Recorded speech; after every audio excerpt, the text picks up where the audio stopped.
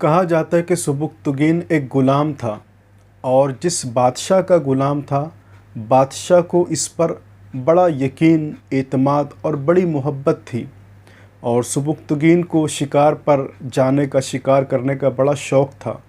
एक मर्तबा शिकार पर जब ये रवाना हुआ, दिन भर जंगल में मारा मारा फिरने के बाद भी कोई शिकार जब हाथ न लगा और ये मायूस होकर, नाउम्मीद होकर जब जंगल से वापस आने लगा, पलटने लगा, तो बिल्कुल इसके घोड़े के सामने से एक हिरनी का बच्चा रोड पार करता हुआ नज़र आया, रोड क्रॉस करता हुआ नज़र आया।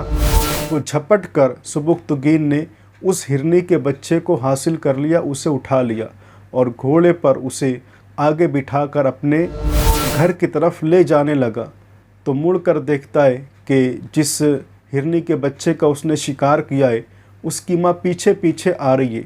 गोया के एक माँ, हिरनी की माँ, अपने बच्चे को आज़ाद करवाना चाहती हो और वो बच्चा जो अब सुबुक्तगीन के कब्ज़े में था, वो भी मुड़ मुड़ कर अपनी माँ की तरफ देखता है। वो इसे हासिल करना चाहती है और बच्चा अपनी माँ के पास जाना चाहता है। इस कैफियत को देखकर सुबुक्तगीन को बड़ा रहम आया कि मैं एक बच्चे को उसकी माँ से जुदा कर रहा हूँ। वो वहीं पर रुक जाता है और उस बच्चे को उसकी माँ के हवाले कर देता है, हिरनी के पास छोड़ देता है।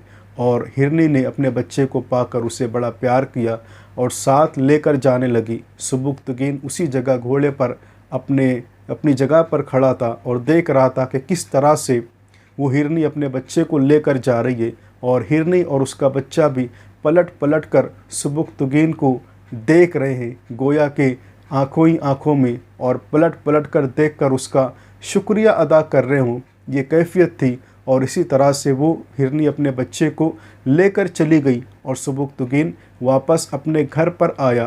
रात में जब सो गया, आँख उसकी बंद हुई तो ख्वाब में किसी नूरानी चेहरे वाले बुज़ुर्ग तशरीफ़ लाते हैं और आने के बाद सुबुक्तगीन को बशारत दी कि तुम्हारे इस अमल से अल्लाह ताला बड़ा खुश है कि तुमने एक जानवर पर, एक कमज़ोर पर तुमने रहम किया है और रहम कर कर तुमने उसे आज़ाद कर दिया है। अल्लाह की रहमत इस अमल से बहुत खुश है और इसके एवज़ में अल्लाह ताला तुम्हें इस मुल्क की बादशाहत अता करेगा। अल्लाह तुम्हें इस ज़मीन की सल्तनत अता फ़रमाएगा, तुम इस ज़मीन के बादशाह बनाए जाओगे। और फिर कुछ ही दिनों के बाद बादशाह ने अपनी इकलौती बेटी का रिश्ता सुबुक्तगीन के साथ कर दिया।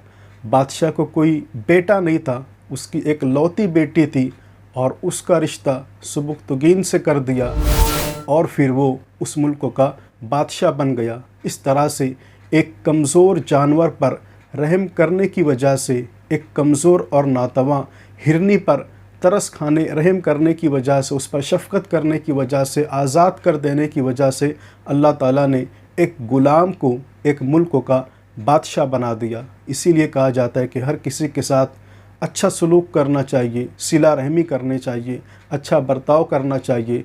हम ज़मीन वालों पर रहम करेंगे, आसमानों का खालिक हम पर रहम फरमाएगा। जानवर हो, चौपाए हो, दरिंदे हो, इंसान हो, कोई हो, हर किसी के साथ हमें सिला रहमी और हुस्न अखलाक से पेश आने का हुक्म दिया गया है। हर किसी के साथ भलाई से रहेंगे, हर किसी के साथ जब अच्छे से हम पेश आएंगे तो हमारे साथ इंशाअल्लाह अच्छा ही होगा।